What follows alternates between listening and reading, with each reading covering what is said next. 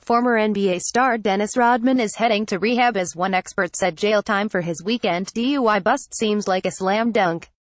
The eccentric Hall of Famer was arrested for DUI in Newport Beach, Calif, late Saturday while still on probation for driving the wrong way on a freeway in 2016.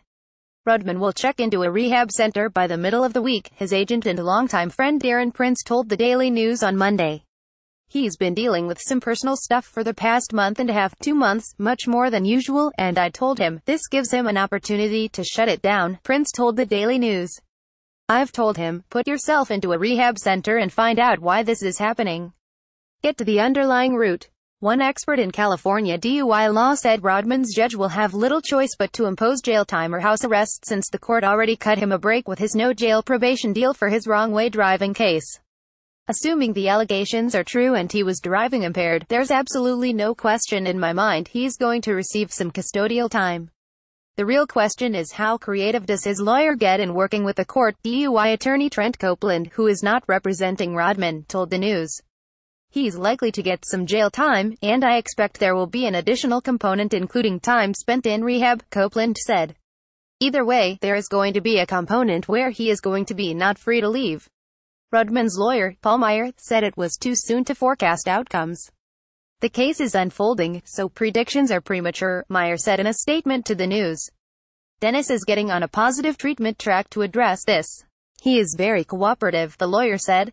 Rodman, 56, was pulled over for a traffic violation late Saturday and failed a field sobriety test, police said.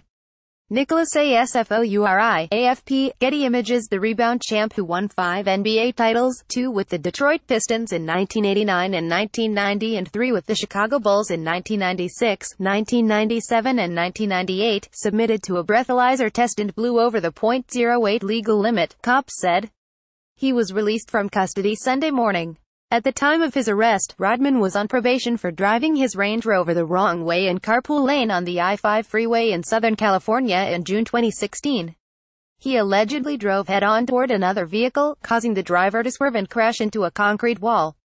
Under his plea deal last year, Rodman pleaded guilty to misdemeanor charges of driving the wrong way on a divided California highway, providing false information to an officer and driving without a valid license.